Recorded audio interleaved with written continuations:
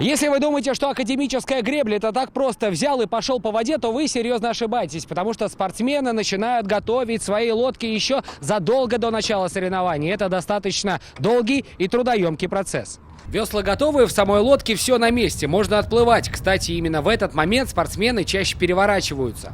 Был мой косяк, и получается я не до конца закрутил валек. И весло вылетело, и мы полетели. Тем временем на среднем кабане эмоции зашкаливают. На берегу спортсменов подгоняют болельщики, а вот у гребцов в голове одно – такт и ритм. В этом смысле они как музыканты.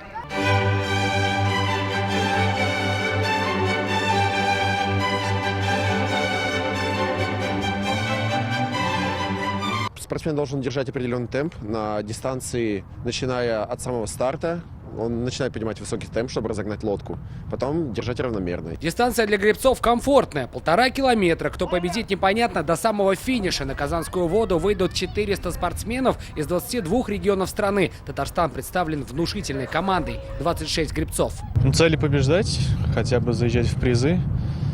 Этот год мы очень так конкретно готовились к этим соревнованиям, ездили в разные города. Соревноваться гребцы на водной глади Кабана будут до 13 июля. Кстати, для болельщиков вход бесплатный. Сергей Хайдаров, Марат Зайдуллин, ТНВ, Казань.